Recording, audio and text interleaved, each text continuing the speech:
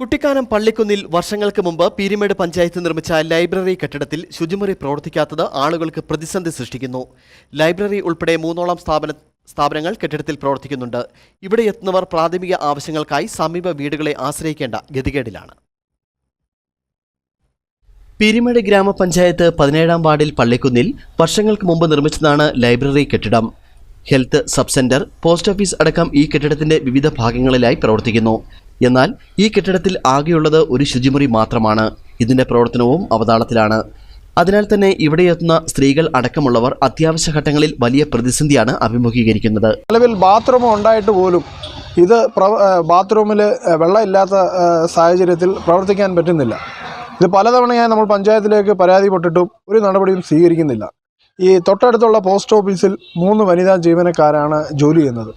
ഇവരുടെ പ്രാഥമിക ആവശ്യത്തിന് വേണ്ടി മറ്റ് സ്ഥലങ്ങളെ തേടേണ്ട ഒരു അവസ്ഥയിലാണ് നിൽക്കുന്നത്. അടിയന്തരമായി ഇതിനകത്ത് നടപടി സ്വീകരിക്കണം. അല്ലെങ്കിൽ സ്ഥാപനം പൂട്ടിയടയ്ക്കാനുള്ള നടപടി പഞ്ചായത്ത് സ്വീകരിക്കണം. അല്ലെങ്കിൽ ശക്തമായ സമര പോരാട്ടങ്ങൾക്ക് നേതൃത്വം നൽകുമെന്ന്. വെള്ളവും മറ്റടിസ്ഥാന സൗകര്യങ്ങളും ഇല്ലാത്തതാണ് പ്രധാന കാരണം. ജപ്പാൻ കുടിവെള്ള പദ്ധതിയുടെ പൈപ്പ് ലൈൻ ഇതുവഴി കടന്നു പോകുന്നുണ്ടെങ്കിലും ഇതിന്റെ പ്രവർത്തനവും വേണ്ട രീതിയിൽ പ്രയോജനപ്പെടുത്തിയിട്ടില്ലെന്നും നാട്ടുകാർ ചൂണ്ടിക്കാട്ടുന്നു.